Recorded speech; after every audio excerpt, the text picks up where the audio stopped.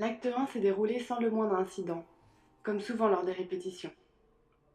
Vous ne pouvez vous empêcher de remarquer l'air dubitatif d'une grande partie du public, et vous vous demandez comment les spectateurs vont réagir à la troublante seconde partie de la pièce. Le rôle de Cassilda est particulièrement ennuyeux pendant la première moitié de la pièce, bien que vous aimiez incarner son charme royal. Vous vous prenez à regretter l'absence de votre ancienne partenaire, Myriam Twain. D'un seul coup, l'effroi et les regrets que vous aviez ressentis à Paris vous reviennent en mémoire. Avec un soupir, vous vous retirez dans un coin sombre des coulisses pour échapper au bruit des machinistes préparant la prochaine scène. Vous tentez de maîtriser vos émotions et de remplacer vos pensées par celles de Cassilda, ses espoirs, ses peurs, son destin. À cet instant, vous apercevez l'étranger qui vous fixe de loin et vous vous mettez à trembler à sa seule vue. Et s'il continue de remplacer l'acteur qui joue son rôle avant chaque représentation, et bien sûr de nombreuses fois pendant les répétitions, vous savez que cette substitution de dernière minute est la plus épouvantable de toutes. Vous réalisez que vous ne connaissez même pas son nom, et un frisson vous traverse l'échine. Vous seriez-vous malencontreusement jeté dans la gueule du loup? Vous êtes incapable de détourner les yeux, son regard est implacable. Tout devient noir. Investigatrice, investigateur, bonsoir et bienvenue dans cette nouvelle vidéo sur Horror Arkham, le jeu de cartes, sur la chaîne Cineos Aventure TV. J'espère que cette petite introduction vous a plu sur l'investigatrice que nous allons parler aujourd'hui qui est Lola Hay. Alors, qui est Lola? C'est une actrice, une comédienne qui est intégrée donc dans cette extension La Route de Carcosa. Et vous allez voir, si vous vous aventurez un peu dans le livre d'explication, le livre d'aventure, le livre de campagne, vous verrez que Lola a une position assez favorite parce qu'elle a une sorte de prologue, celui qui vient d'être lu, par elle-même peut-être, où elle commence l'aventure d'une manière différente. Donc c'est ça qui est assez intéressant avec ce personnage. C'est le premier investigateur qui est neutre. Il n'a pas de classe. Hein, elle peut jouer toutes les cartes de tout le monde. Elle peut jouer chaque carte de chaque classe. Alors, avant de parler de ça, on va parler de ses statistiques qui sont, c'est très simple. Elle a 3 à toutes ses statistiques de compétences. 3 de volonté, 3 d'intelligence, 3 de lutte, 3 d'agilité. C'est très bien, c'est une bonne moyenne. Mais il va falloir les améliorer si on veut réussir à faire des choses au bout d'un moment dans la campagne.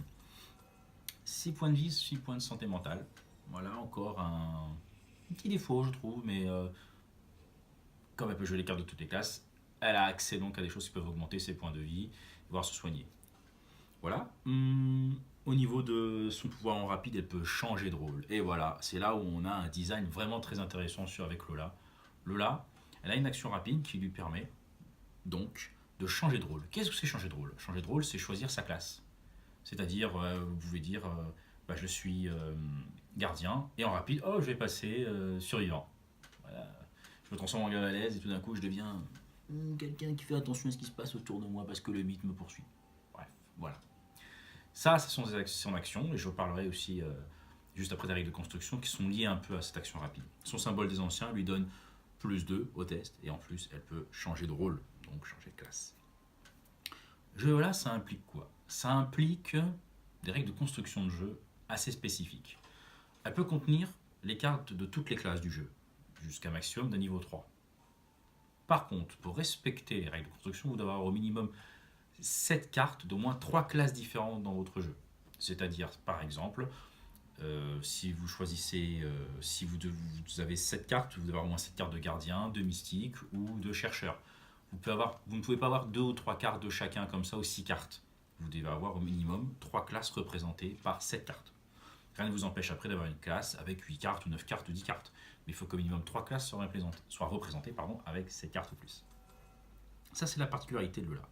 On commence à avoir une difficulté à construire le jeu. Je sais que moi, je suis très longtemps buté là-dessus. Que faire avec elle?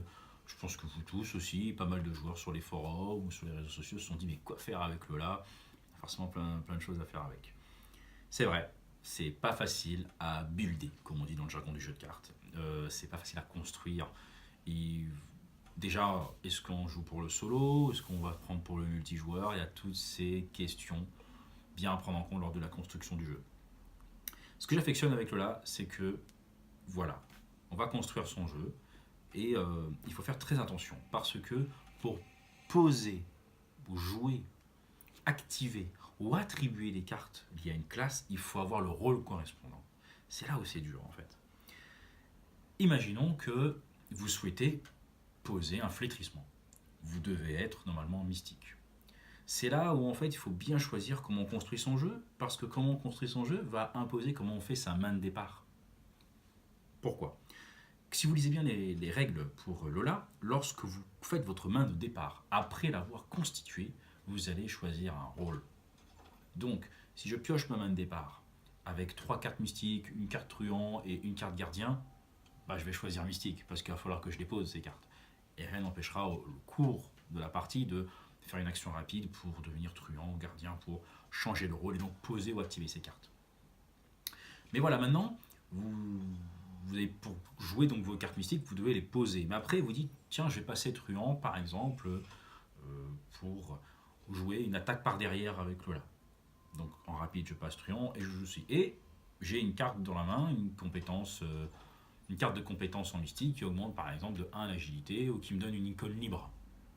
Bah, vous ne pouvez pas l'attribuer parce que vous êtes truand. Et pour attribuer cette carte dans un test de compétence, il faut être mystique. C'est là où c'est compliqué. Les tests de compétences, c'est ce qui est très important dans ce jeu-là. Ensemble, on est tous conscients. Et donc, il faut faire bien choisir quand est-ce qu'on va changer sa classe, tout ça. C'est pour ça que les cartes neutres, elles ne demandent aucune classe à favoriser pour les tests. Mais vous voyez, ce petit détail-là fait qu'il faut faire attention à sa main de départ et attention quel rôle on a au moment où vous jouez ces cartes. De même, on souhaite par exemple enquêter. Si on souhaite enquêter par exemple avec un effet par exemple de cambriolage, il faut être truand. C'est-à-dire je veux enquêter avec, donc d'abord je dois être truand pour le faire. Mais si par exemple je veux attribuer pendant le test une carte de compétence qui me donne 2 icônes libres par exemple en survivant, il va falloir que je passe survivant en rapide avant. Et ça on peut le faire. Vous voyez? C'est-à-dire je peux lancer une action avec une carte d'une certaine classe, comme donc cambriolage, et donc pendant le test, par exemple, je vais jouer regarder ce que j'ai trouvé, ou par exemple, je peux jouer chanceux. Mais pour cela avant, en rapide avec l'action de Lola, je deviens survivant. Ah, je rate mon test, je peux jouer chanceux. Vous voyez? Il faut bien penser à ça, sachant que le rapide, en plus, on peut le jouer qu'une fois par tour. Et voilà, et uniquement pendant son tour. Voilà, au niveau de Lola, il faut vraiment choisir un peu votre chemin. J'ai fait une partie multijoueur il y a quelques jours chez un joueur que je salue, il s'appelle Fichis, c'est un membre de notre forum, très actif. Il a été très sympa, il a organisé un premier événement Horror Arkham en France, c'était très très cool, franchement merci encore. On a pu jouer le scénario de la GameCon qui est The Labyrinth of Lunacy, le labyrinthe lunatique, je sais pas trop en français comment c'est traduit, je suis désolé. C'était super cool. J'avais pas joué en solo Lola, en multijoueur, je l'ai joué qu'en solo. Et là, je me suis dit comment je vais construire mon jeu parce que il ne suffit pas que je pose mes sorts et que j'enquête, non. Il a fallu que j'axe mon jeu sur comment je peux apporter un bonus pendant la partie. Donc j'ai joué des cartes que je n'aurais jamais joué, je pense, en multijoueur, je pense que, ou même en solo. Je pense notamment à la fusée éclairante qui m'a permis d'aller chercher un allié à un moment opportun pour pas mourir. J'ai été chercher un frère Xavier, c'était intéressant. Et comme on était dans un scénario standalone, c'est-à-dire à côté, c'est même pas en campagne, donc je me suis permis de jouer cette carte d'expérience qui me permet d'aller chercher un allié ou de faire un combat. Donc il a fallu que je sois survivant. Intéressant de jouer des cartes en multijoueur qui permettent d'aider. C'était cool, franchement. Mais voilà, je me suis rendu compte qu'il y avait des cartes que j'avais gardées qui n'étaient pas forcément utiles. Je pense qu'il y a un dosage à avoir avec Lola, faire attention à pas trop piocher. Et je pense que jouer une carte qui s'appelle soulever toutes les pierres, qui permet d'aller chercher une carte en chercheur, c'était pas forcément obligatoire. Vous voyez, attention à ce que vous construisez. Je pense qu'en multijoueur avec Lola, il faut vraiment axer, à vous de choisir. Soit choisis 3 classes pour faire le support et l'enquête, soit choisis 3 classes pour le combat et réussir les actions alternatives que me proposent les lieux, comme les discussions, les tests de volonté, tout ça. À favoriser avec Lola, surtout, les cartes passives. Je m'explique. Pour poser des cartes, il faut faire partie de la classe. Par contre, pour bénéficier de la compétence passive de la carte, on n'a pas besoin de changer. Vous voulez jouer le Saint-Rosaire, vous devez être mystique. Si vous changez de rôle pendant la partie, vous devenez par exemple un gardien, vous bénéficiez, vous pouvez toujours utiliser les 2 de santé mentale qui sont sur le rosaire. De même, pour poser le manteau en cuir, il suffit d'être survivant, vous pouvez toujours l'utiliser malgré que vous soyez neutre ou ce que vous voulez. De même pour cacher son jeu par exemple aussi en survivant, qui donne +1 toutes les statistiques si vous n'avez pas de ressources. Pas d'inquiétude, c'est du passif, donc il n'y a pas besoin d'être survivant en permanence pour pouvoir la jouer. Donc, toujours en construction, c'est là où ça m'a été compliqué, et je pense que là ça peut être frustrant aussi pour ceux qui veulent se lancer avec Lola, c'est vouloir mettre des cartes qui s'activent. Alors, favorisez plutôt quelque chose de neutre, hein, ne serait-ce que pour l'enquête, peut-être que les outils de crochetage ne sont pas utiles, mais plutôt favoriser encore la bonne vieille lampe torche. Mais comme elle peut jouer les cartes de chercheur, elle peut jouer la loupe. Alors que la loupe, il suffit d'être chercheur pour la poser. Et après, pour bénéficier du +1 en intelligence, je peux être de n'importe quelle classe. Vous voyez, construisez. Évitez de vous mettre des cartes qui ont un faible exemplaire. Par exemple, si vous décidez de jouer 2 ou 3 cartes de survivants, de mettre par exemple une pelle ou une lanterne, attention, parce que si elles sont en faible exemplaire dans votre jeu, vous devez changer de rôle au cours de la partie pour devenir survivant. Et donc juste pour jouer un effet à activer, attention, ne pas ralentir vos collègues, vous ralentir vous-même. Les scénarios sont assez punitifs lorsque vous faites des actions fantômes, j'ai envie de dire. Voilà. Parlons maintenant un peu des choses qui fâchent. Les faiblesses. J'ai bien dit les, parce que Lola n'a pas une faiblesse attribuée dans sa signature, elle en a 2. Et c'est la même carte qui s'appelle crise d'identité.